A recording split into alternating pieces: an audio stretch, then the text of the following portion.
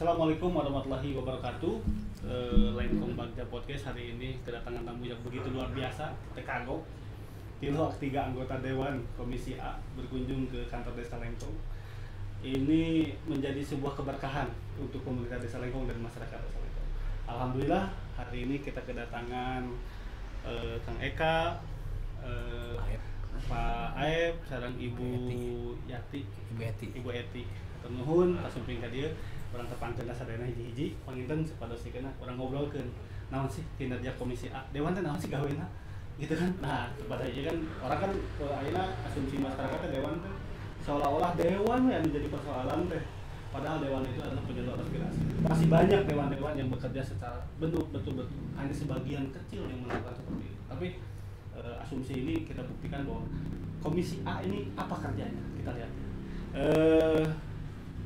Kang Eka, Kang Eka. Assalamualaikum warahmatullahi wabarakatuh.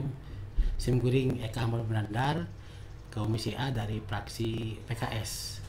Kebetulan berkunjung ke Desa Lengkong karena ini juga sahabat saya juga dari Kepala Desa.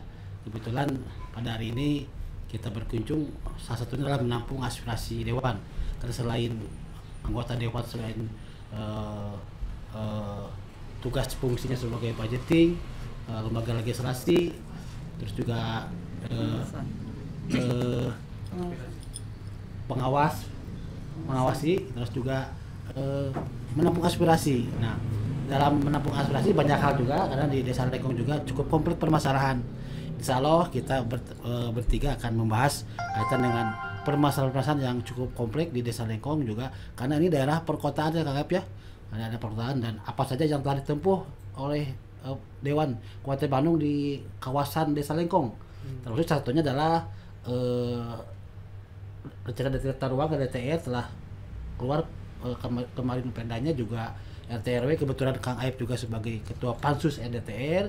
Bagaimana kaitan dengan RDTR? Insya Allah Ketua Pansus akan menjelaskan untuk wilayah kawasan Lengkong dan beberapa desa yang ada di Kecamatan Bojong Soang.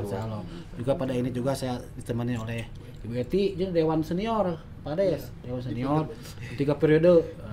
Insya Allah mantan Ketua Komisi A juga ini, insya Allah kaitan dengan perkomisian, mitra komisi juga nanti Ibu Eti akan menjelaskan mitra apa saja yang ada di Komisi A yang juga berkaitan dengan urusan desa terkait dengan desa. Insya Allah nanti teman-teman juga akan menjelaskan kaitan dengan permasalahan yang ada di Desa Lengkong. Gitu ya, Kak. Selanjutnya panggilan ke Pak Haji Aep. Pak Haji Aep dikenalkan Pak Haji, sadayana Pak Haji. Ya. Assalamualaikum warahmatullahi wabarakatuh. Saya juga bahagia ya bisa mengunjungi Desa Lengkong, desa yang dipimpin oleh anak muda. Tentu saja saya harap ini bisa pembangunan lebih akselerasinya lebih kelihatan.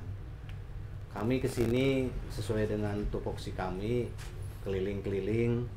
Tadi sudah dijelaskan oleh teman kami Kang Eka.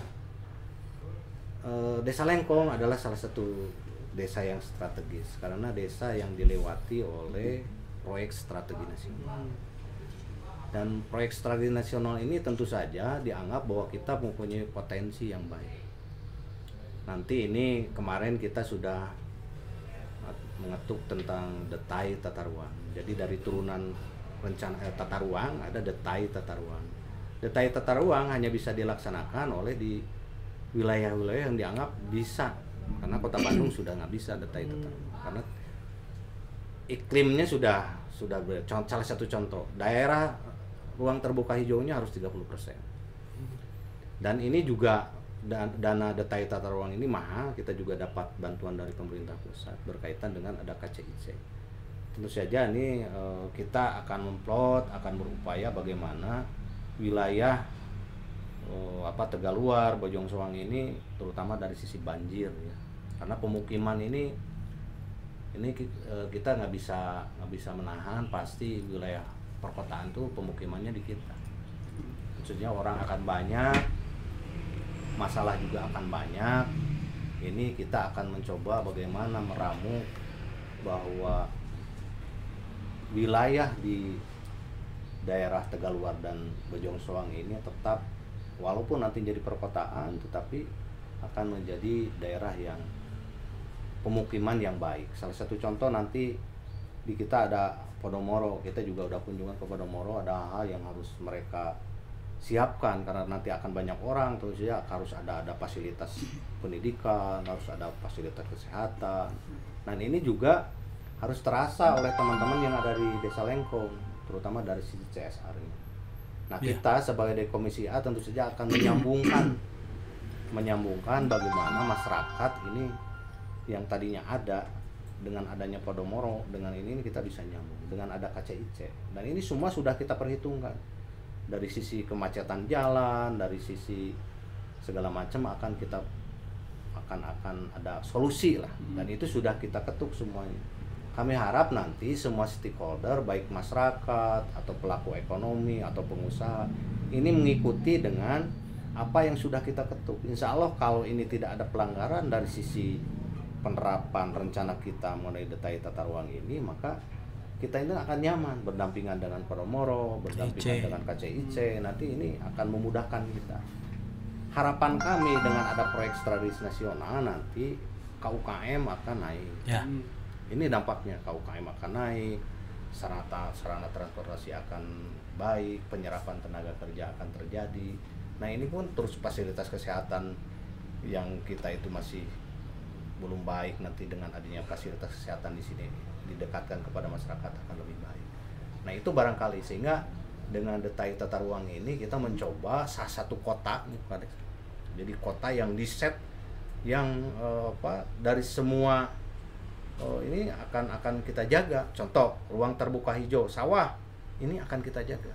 Di sini ada dua ya daerah Bojong Soang itu, ada wilayah pertanian terutama pertanian pangan, kemudian ada pertanian, ada perikanan.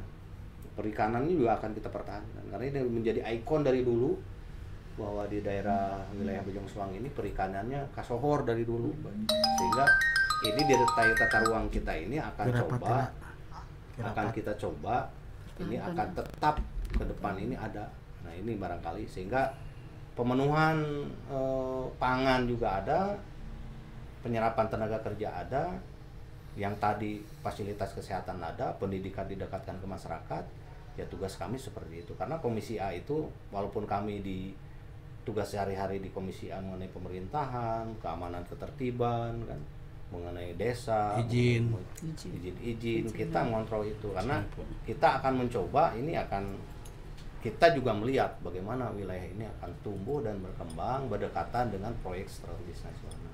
Ini harus didukung oleh semua pihak, terutama pemerintahan yang paling dekat berhadapan dengan masyarakat ya desa, kepala desa, BPD-nya responsif, ada masalah kita juga siap, apapun ada yang masalah di tingkat desa kita akan siap memfasilitasi. Bagaimana bahwa ada pendatang baru, contoh nanti di Podomoro banyak pemukiman, banyak orang baru, tetapi kita bisa kerjasama dengan masyarakat yang awal sehingga saling menguntungkan, bukan saling mencurigai atau saling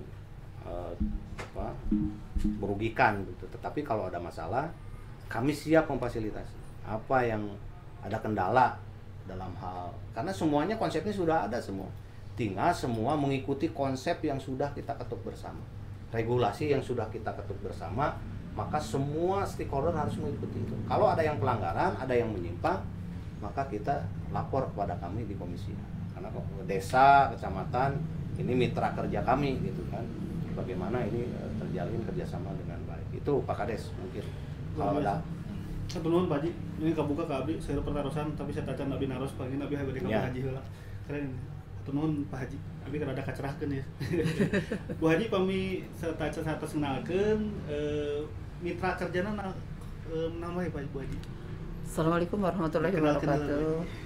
Alhamdulillah parantos dugi ka Desa Lengkong lumayan nya di Komisi A kapungkur tacan kantos ka dia ka Desa Lengkong. Alhamdulillah ini ditepangkeun nanti ku jalaran tadi Pak Eka pengennya ada komunikasi dengan Pak Kades, Pak Agus, Wilujeng, Pak Agus Nukasep, anak muda jadi kepala desa baru pertama ya Nemean jantan kepala desa.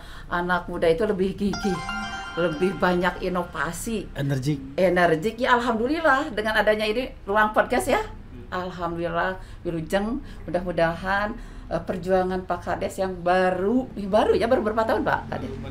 Baru 2 tahun. Alhamdulillah udah semegah ini gitu. Ada pas kita belum punya ya. Belum. Pak Eka baru akan gitu, baru akan itu DPRD ya, baru akan itu mau ada informasi ini sudah terlewati oleh desa. Kenapa? Karena kepala desanya yang muda, yang gagah, banyak inovasi. Nah itu selamat buat Pak Agus. Nah tadi pertarasan Pak Agus mitra kerja tadi dikenalkan lah Bu Haji. Nami Bahaja Eti karena sana teh anggota Komisi A DPRD Kabupaten Bandung. Panginten upami etang-etangan matos 3 periode, aya teh majeng 3 periode panginten gitu. Pak Kadesnya mudah-mudahan we Pak Kades kan tiasanya ya jadi emak-emak masih jantan anggota dewan, Pak Kades masih muda, nah kayak lajengkeun 3 periode di desa, lajengkeun di KDPRD gitu nya. Nah gitu Pak Kades. Tadi teh naon mitra kerja tadi kan terus disebatkeun sareng kecamatan mitra kerja teh desa apalagi karena desa itu masyarakat kita yang terdepan ya mitra kerja kita. Terus perizinan, perizinan upami aya kan katanya di dia kan menuju terbangunnya, menuju dibangun sedemikian rupa Kecamatan Bojong Soang aya permasalahan sekecil apapun mah ngalaporkeun Pak Eka palalintar di komisi ketua komisina kalarasan panginten aya ketua komisina teu ka dieu. Da ieu mah tadi kunjungan silaturahmi sekaligus melihat desa Lengkong itu seperti ini megah banget gitu. Pak Kades. Terus ayeuna ti Perkimtan asetnya, terus panginten DPMD-nya. Nanti Kominfo, terus Kesbangpolnya, Satpol, terus hiji deui teh dan BKSDM. Nah, itu seueur Pak Kades beli aya permasalahan mangga layangkeun serat sumping ke Komisi A. Da panginten aya pami misalna nuju kunjungan ge staf wae mah aya di Komisi A teh kayak sungkan-sungkan aya permasalahan mangga mung teu diamplopan tak ku Pak Aep mah gitu. Cai-cai wae mah senek panten insyaallah aya. Berkaitan dengan urusan desa Undang-Undang Nomor 6 nanti bisa komunikasi dengan Komisi A ya. Entah gitu. Janten seueur permasalahan di desa ieu mah karena nuju dibangunnya aya Podomoro. Waduh, Podomoro. Nah, itu kedah dimanfaatkeun ku urang Podomoro. Nu tadi aya permasalahan itu karena urang mah alhamdulillah nya Pak Eka tadi aya permasalahan Podomoro masalah saluran. Kan tiasa ayeuna teh yang di desa wae ameng ka DPRD. Pak Kades bade sareng Pak RW, bade sareng Pak RT, tokoh masyarakat mangga layangkeun serat. Nah, engke panginten urang kan tiasanya lungsur ka Podomoro nya gitu. Nah, eta panginten seueur manfaatna kenal sareng Pak Eka teh geuningan nya Pak Kades gitu. Sareng Haji Eti mana mah ayeuna nya. Tah gitu alhamdulillah.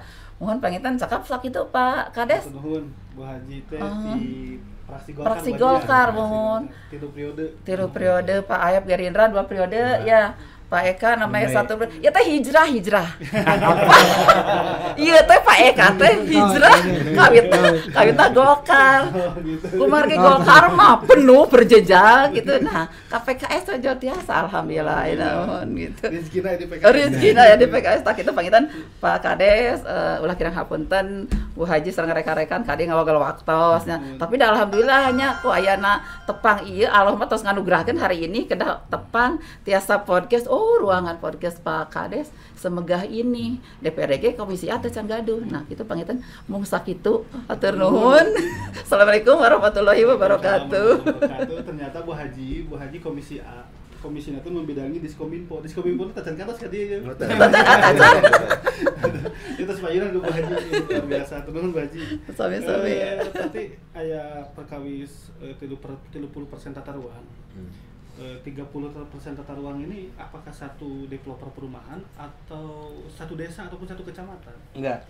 Jadi gini, jadi dari riset, jadi lingkungan kita ini di wilayah Tegaluar Bojong Soang ini harus terpenuhi 30%. Jadi sehingga kan pemukiman itu yang baik itu Pak Kades yang kita bisa hidup nyaman itu yang pertama ada ruang terbuka hijaunya, ada resapan airnya, saluran air, semua sarannya juga ada. Nah kita itu plot itu gitu. Jadi nah kewajiban daripada 30% itu diantaranya di dalamnya ada 30% kalau ada investor masuk ke kita ini membuat resapan air.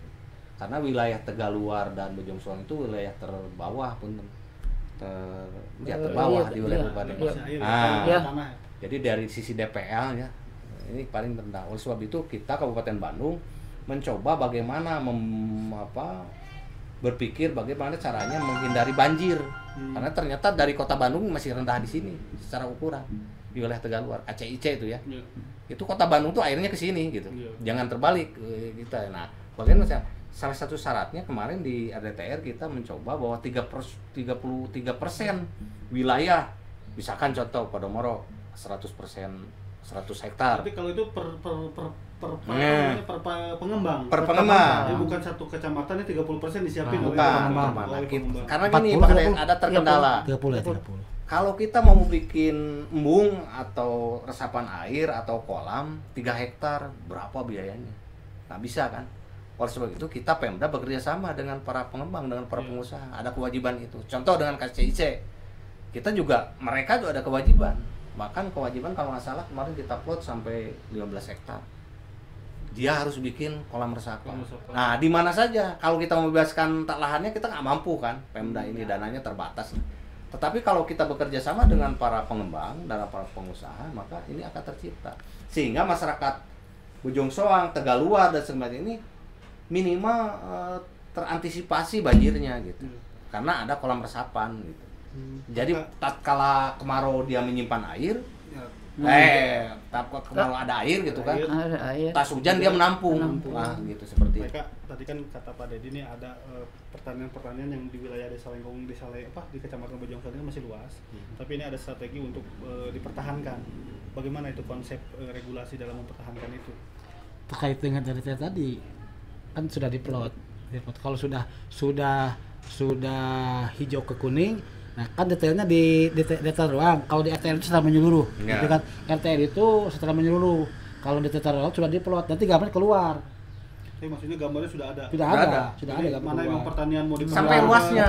Sampai luasnya detail tata ruang itu. Tidak seenaknya pengembang membangun sudah lahannya sudah diplot di RTL dibangun. Dia bisa. Jadi sesuai peruntukan. Untuk tata ruang hijau kuning semuanya itu sudah diplot. Berarti sawah mana saja yang bisa dibangun dan yang tidak bisa dibangun. Jadi sawah ini mutlak Pak Kades, sawah ini akan kita coba pertahankan dengan perikanan. Saya masih ingat luasnya saya lupa, itu luasnya sudah ada. Luasnya sudah ada, tempatnya di mana, warnanya udah. Nah ini kalau orang mencoba merubah ini, pimpinan daerah atau siapapun, ini pidana. Pidana itu. Bu Haji, apakah ini sudah disosialisasikan? Nah ini belum. Ya, belum. Oh belum. Baru selesai. Baru setahun. 2 tahun lah. Belum. Setahun. Jadi secara sosialisasi ke masyarakat belum. Nah mungkin nanti kita harus timbul lagi ke sini Pak Kades. Saya harus bawa petanya, harus bawa ini, jadi lebih enak diperlihatkan nih. Masyarakat boleh nggak memiliki peta itu? Boleh. Nah, kelebihan RDTR ini karena 1 banding 5.000. Kalau tata ruang 1 banding 50.000. Jadi lebih jelas kalau kita menyimpan punten ya ember di belakang rumah ini pas dibuka itu kelihatan. Oh ini melanggar nih, seharusnya saluran itu bukan di sini. Nah, bisa kelihatan RDTR itu. Kalau tata ruang nggak bisa begitu. Karena 1 banding 50.000. Jadi luas gitu. Nah, kalau RDTR udah ada petanya, Pak? Udah ada petanya RDTR. Udah ada petanya. Silang. Keren nih loh. Keren. Saya baru tahu hal-hal seperti ini. Keren. Ini keren. Ini harus masyarakat harus tahu ini. Karena kalau konon katanya sebelum pernah ke luar negeri ya Pak Haji, Bu Haji, konon katanya di luar negeri itu udah jelas. Jadi kalaupun satu kota pasti ditutupi dibatasi dengan sebuah hutan. Masuk ke kota lain ditutupi dengan sebuah hutan. Nah, itu udah diatur. Nah, sekarang sebenarnya kita udah diatur. Nah, makanya Mas ini harus diinformasikan. Insya Allah Pak ini pengen diinformasikan. Ini harus diinformasikan ke masyarakat supaya masyarakat luas tahu. Masyarakat kan tujuannya ada undang-undang ini kan untuk mempermudah masyarakat. Tapi ya gitu. Nah, makanya kita membantu anggota dewan ini dalam fungsi pengawasan, kita bantu untuk ikut serta dalam mengawasi, nanti kita laporkan ke anggota dewan. Jadi ini keren nih, saya baru tahu. Terus yang ini Pak, Terus yang punten Pak Karis, yang harus kita bangga ini di Kabupaten Bandung yang ada ini baru wilayah Tegaluar. RT-nya. Tegaluar ini juga. Rencana soreang Karena nanti. apa? Nah, kita mau sekarang Soreang terpadu ya. Wah, Soreang ibu kotanya belum. Kenapa? Karena kita Ibu kota juga dilewati belum. oleh proyek strategis nasional itu. KDC. Jadi nggak ada bahwa di kita itu harus gitu. Kota Bandung juga belum punya RTR. baru di Kabupaten Bandung, Bandung. ini Bandung tuh baru kita ini. Yang ada kalau lihat wilayah warnanya sesuai, taman di mana, ini di mana itu ada. Terus nanti ini sampai struktur rumah ke depan ini. Inginnya sampai struktur rumah. Jadi rumah-rumah ini puntennya kalau kita ke luar negeri rumah seperti ini rumahnya ini. Nah, ini seperti ini. Nah, detail tata ruang itu Di harus Indonesia mah baru Baru. baru baru bisa tuh jalan saja. Jadi kalau jalan di Lem, jalan Kancil aja, jalan laut gitu. Ya. Jalan-jalan pulau Ya. gitu. Tapi nanti mah rumah-rumah itu rumah ini sampai nanti kita didesain bagaimana ini bisa diinikan sehingga orang yang masuk terutama ya harus bersyukurlah orang di wilayah Tegaluar dan Bojong Soang ini bersyukur wilayahnya sudah dipatok. Saya pastikan bahwa ini sudah dirinci sedemikian rupa, jangan sampai untuk baik pemukiman, baik industri, baik itu tuh sudah diplot industri di mana, bagaimana industri ini semua sudah diplot di sini. Ini terakhir nih saya nanya, apa sih manfaatnya buat masyarakat dengan adanya itu?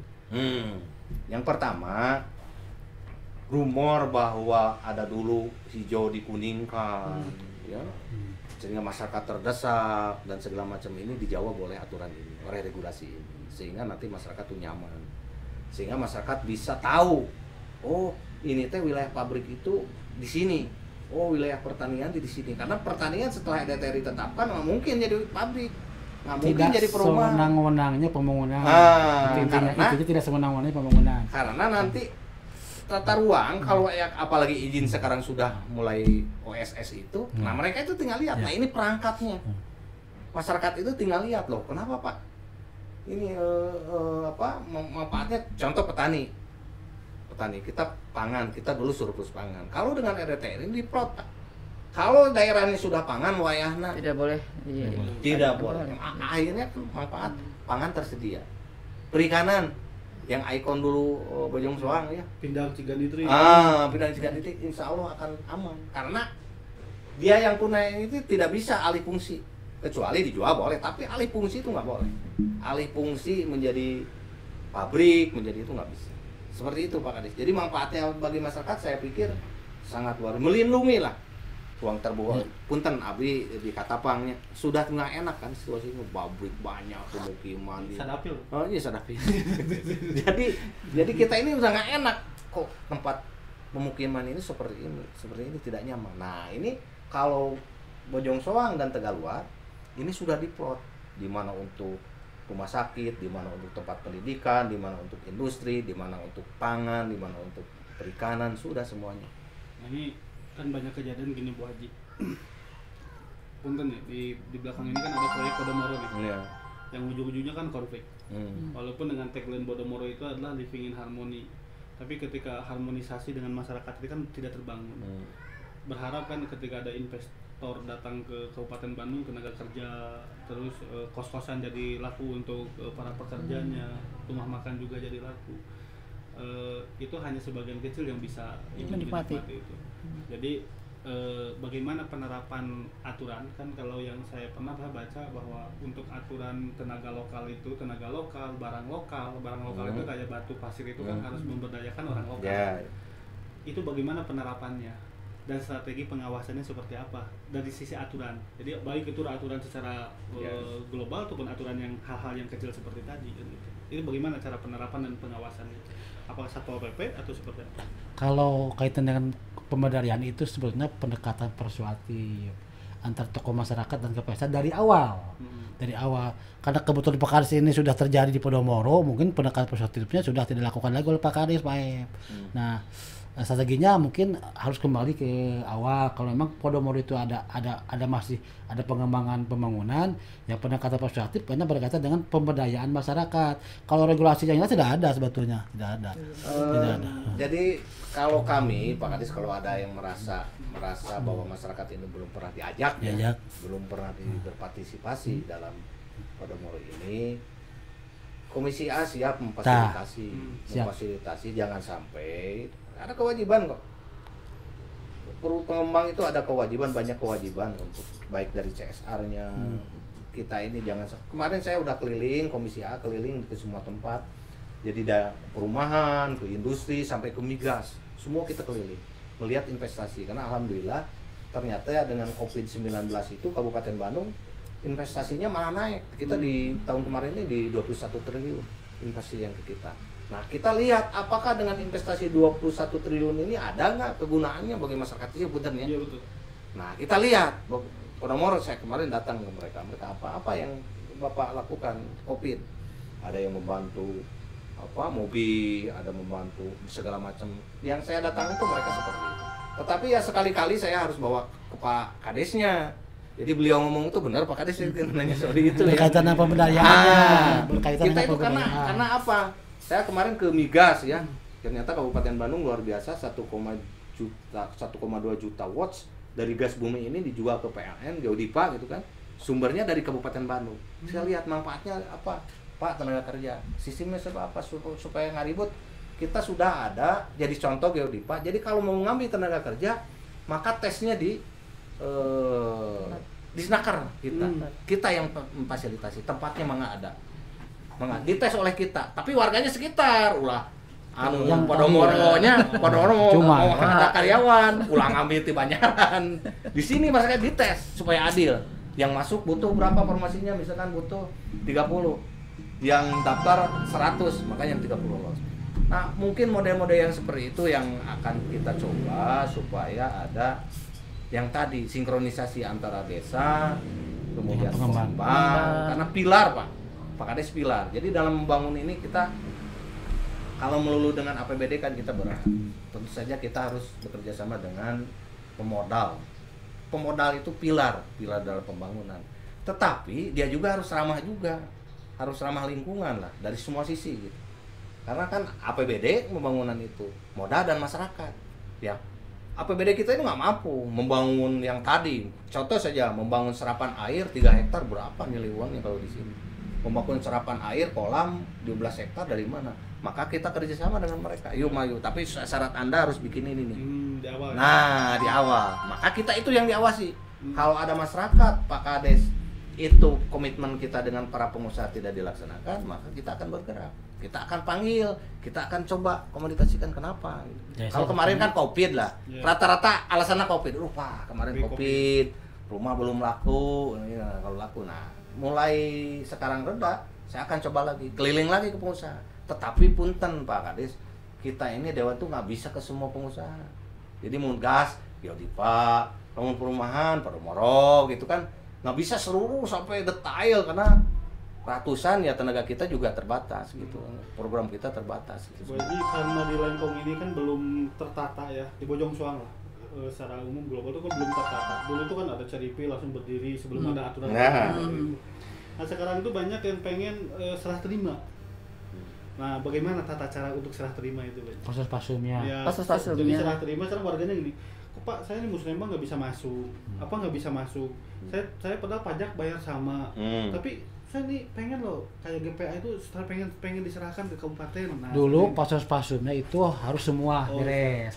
Sekarang bisa parsial di pengembang. Misalkan kalau awalnya sudah jalan beres, jalan dulu ajukan. Kalau ruang terbuka hijau sudah beres, ruang terbuka atau tempat ibadah bisa parsial sebetulnya. Nah, kedua juga ada hampir 400 pengembang di Kabupaten Bandung belum menyerahkan proses pasum. Oh, jadi 400 pengembang. 400 pengembang hampir banyak pengembang. Makanya kita buat peraturan daerah yang baru tentang proses pasum diparsialkan untuk memudahkan para pengembang penyerahan proses pasum.